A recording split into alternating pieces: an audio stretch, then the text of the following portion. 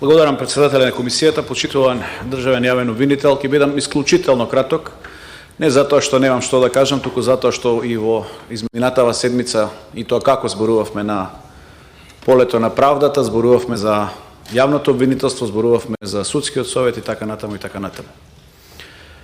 Катастрофална е состојбата во делот на борбата за правдата и тоа вие сте свесен. Ово извештај што тука ни го предлагате не е ваш, го браните извештајот на вашиот претходник Љубомир Јовевски, човекот кој што за жал имаше пакт со претходната власт да стане уставен судија. За среќа на граѓаните тоа не се случи поради упорноста на ова парламентарно мнозинство сега, а во тоа време опозиција. Многу кратко реков, катастрофална е состојбата ако ги погледнеме во делот на глава 14 од КЗ, пријавени тешки телесни повреди покажува дури и тенденција на зголемување. Кривичните дела против слободите и правата на човекот и граѓанинот покажуваат зголемување. Имаме раст за околу 30% пријавите за кривични дела од глава 19, односно дела против половата слобода и половиот морал. Имаме забележителен раст на пријавени сторители на тешки дела против животната средина и природата. Имаме зголемување на бројот на пријави за кривично дело разбојништво. Меѓутоа имаме намалување на бројот на пријавени кривични дела од глава 25 од КЗ кривични дела против јавните финансии, платниот промет и стопанството. Што значи дека државата нема авторитет. Никој не се плаши на оваа држава, односно на институциите. И затоа имаме раст на сите овие елементи што ги наборав предмалку, а имаме пат токму на борбата против корупцијата и против криминалот. Ова е најдобар показател и тоа е ставено во извештајот. Мене ми е исклучително жал што го слушнавме ова денеска дека имаме намален број на јавни обвинители, меѓутоа тоа се провлекува наназад во изминативе години. Како сме пратеници ние и во изминатиот состав и сега, бројката се намалува наместо да се зголемува. Од тука би сакал уште еднаш да ги потенцирам. Недозволиво е да имаме само 47% пополнетост на стручни јавно-обвинителски службеници. 36 имаме пополна со јавно-обвинителски службеници. Раководни јавни службеници 4,6%. Хигиеничари, возачи, курири 24% пополна. И сега тука сте напишале во извештајот дека сте добиле согласност, односно вашиот претходник напишал дека сте добиле согласност за вработување, тоа нова последнава категорија што ги кажува, меѓутоа во декември. Зошто? За да не може да се реализира. Каков е овој однос на претходната власт кон јавното обвинителство, односно кон борците за правда? Најдобро се гледа на овој пример. Значи, имаме еден крајно неодговорен однос на претходната гарнитура. Мене ми е жал што денеска го слушнавме тоа што го рековте дека имаме околу 100 обвинители веќе во служба во Република Македонија и мислам дека на тој начин ако се продолжи со деградација, односно со одлив на персонал, дека ние навистина ќе се блокираме. Не дека ќе ја зголемиме довербата во правосудството, во јавното обвинителство и во судството со зголемен број на обвинители и суди, меѓутоа тоа и тоа како треба да ни биде показател, затоа што колку повеќе имаме број на јавни обвинители и суди, толкава и можноста, односно процентот да биде зголемен за поквалитетни одлуки, и јавно-обвинителски и судски одлуки. Мене тоа не ме изненадува зошто е тоа така, затоа што првата работа е дека во судскиот совет и во јавно-обвинителскиот совет на првите места, односно на челните позиции седат исклучиво партиски обоени кадри.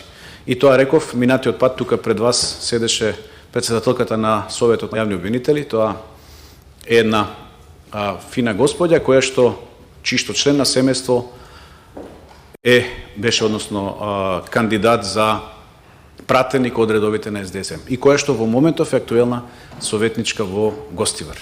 Од друга страна, председателката на Судскиот совет, знаете дека беше членка на Комисијата за правда на Социјалдемократскиот сојуз и се поставува логично прашањето дали тие две господи, односно тие две функционерки можат да ја донесат правдата. Одговорот е јасен, а тоа е не. Жалам за состојбата со која што се наоѓа јавното обвинителство во поглед на материјално-финансиските ресурси, посебно во делот на информатичката опрема, софтверите што ги споменавте, компјутерите кои што ви се стари повеќе од 10 години и така натаму и така натаму. Меѓутоа за тоа требало да се бори вашиот претходник и ова структура која што премалку ја споменав, а која што ја нареков партизирана. Знаеме дека со непревземањето на мерки од страна на јавното обвинителство состојбите може да бидат влошени, може да дојде до порасна степенот на криминалитет, и тоа го видовме на почетокот, согласно анализата на криминалитетот. Меѓутоа, мораме да се потсетиме дека во изминатиот период имаше и диригирано превземање на мерки, односно и подметнување на докази во јавното обвинителство, кои што подоцна беа процесирани во судскиот систем на Република Македонија. Не сакам да ги споменувам случаевите, многу зборувавме во изминатиот период, целата јавност знае за што зборуваме. Со непревземањето на мерките расте недовербата во правосудството и во обвинителството и во судството, и тоа е една од главните причини за недоверба во системот. Затоа луѓето се заминуваат од оваа држава, не е заради подобра перспектива од аспект на финансија, туку заради тоа што нема правда, затоа што нема систем. И уште една работа, и со тоа ќе завршам, реков ќе бидам исклучително краток, и тука барам максимално ангажирање од ваша страна, со непревземање на мерки, со ставање на предмети во фиока за кои што знаеме дека постојат. Ние како народни пратеници имаме информации од одредени кругови кои што ни информираат дека има кривични пријави кои што се чуваат во фиок. И тука морам да споменам дека со непревземањето на тие предмети, значи непревземање на мерки за предметите, можеме да се доведеме во ситуација лице против кое што е водена кривична пријава, односно треба да се води кривична пријава, лице кое што е крајно криминализирано и контроверзно, зборувам за претходната министерка за одбрана Радмила Шекеринска, да се доведеме во ситуација да таков лик сега кандидира за заменик генерален секретар на НАТО. Мислам дека тоа е недозволиво за една организација да испраќаме таков карактер, таков лик кој што е крајно криминален и за кој што предметите се чуваат во фиока. Ке ве замолам сериозно да пристапите на овие случаи за кои што знаете дека постојат, а се чуваат во фиока, како не би се довеле и ние како држава, меѓутоа да не ја доведеме алијансата во една непријатна позиција. И такви случаи има многу за на различни позиции, меѓутоа еве да не обременувам расправата, со тоа би завршил. Би ви посакал што повеќе да имате пресконференции, како што сте напишале во извештајот и за онкологија, и за ласкарци, и така натаму, во наредниот период. Сериозно да се зафатите со работа и да видиме дел од поранешната гарнитура, за која што и тоа како бевме жестоки од ова собрание, да ги видиме позади решетки, односно да ги видиме со лисици на раците. Благодарам.